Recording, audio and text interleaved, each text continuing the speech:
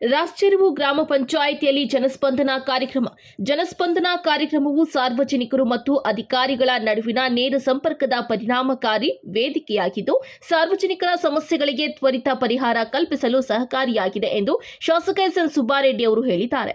ತಾಲೂಕಿನ ರಾಷ್ಟ್ರವು ಗ್ರಾಮ ಪಂಚಾಯಿತಿ ವ್ಯಾಪ್ತಿಯಲ್ಲಿ ಬುಧವಾರ ಆಯೋಜಿಸಿದ್ದ ಜನಸ್ಪಂದನ ಕಾರ್ಯಕ್ರಮವನ್ನು ಉದ್ಘಾಟಿಸಿ ಮಾತನಾಡಿದ ಅವರು, ಸಾರ್ವಜನಿಕರಿಂದ ಸಲ್ಲಿಕೆಯಾಗುವ ಪ್ರತಿಯೊಂದು ಅರ್ಜಿಯನ್ನ ನಿಗದಿತ ಅವಧಿಯೊಳಗೆ ಪರಿಶೀಲಿಸಿ ವಿಲೇವಾರಿ ಮಾಡುವಂತೆ ಸಂಬಂಧಪಟ್ಟ ಇಲಾಖೆಗಳ ಅಧಿಕಾರಿಗಳಿಗೆ ಸೂಚಿಸಲಾಗಿದೆ ಎಂದರು.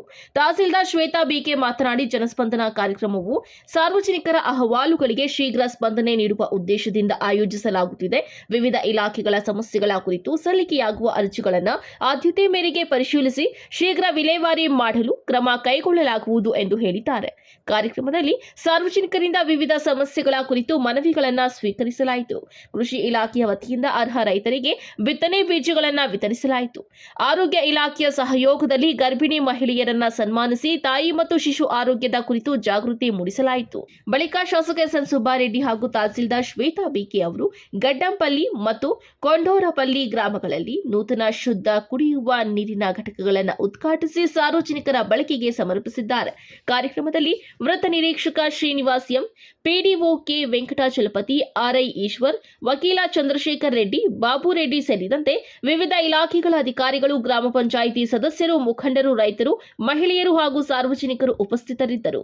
ವರದಿ ರಾಮಾಂಜನೇಯ ಎಸ್, ನಂದಿ ಟಿವಿ, ಚಿಲಕಲ ನೇರ್ಪು.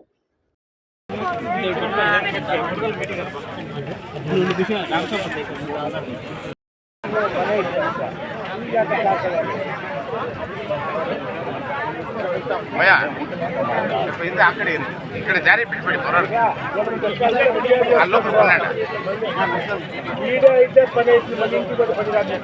ಎಲ್ಲ ಇಲ್ಲೇ ದಾರಿ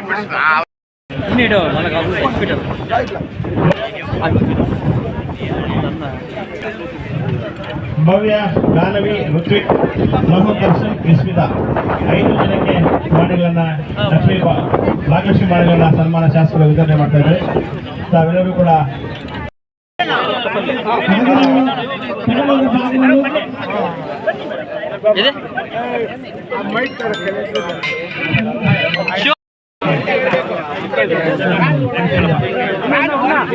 ಮಾನ್ಯ ಶಾಸಕರು ಸುಬ್ಬಾರೆಡ್ಡಿ ಸರ್ ಅವರ ಅಧ್ಯಕ್ಷತೆಯಲ್ಲಿ ನಡೆಯುತ್ತಿದೆ.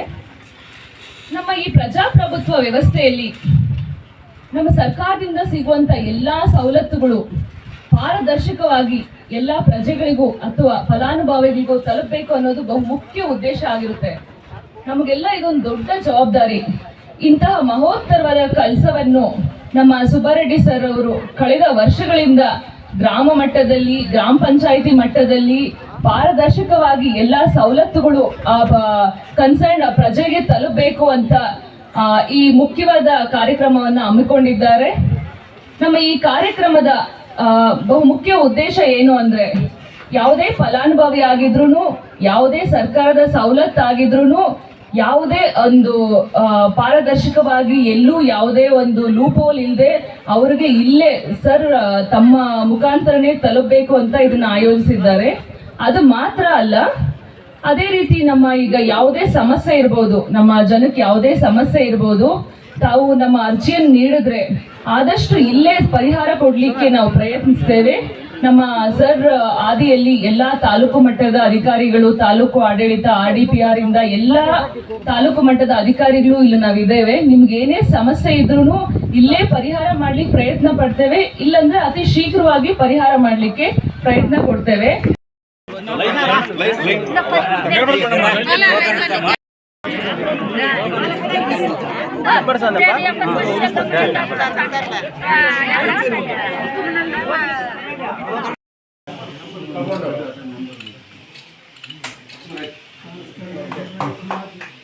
ಇದನ್ನ ನಮ್ಮ ರಾಷ್ಟ್ರ ಗ್ರಾಮ ಪಂಚಾಯಿತಿ ಮಟ್ಟದಲ್ಲಿ ಜನಸ್ಪಂದನ ಕಾರ್ಯಕ್ರಮ ಹಮ್ಮಿಕೊಂಡಿದ್ದೀವಿ.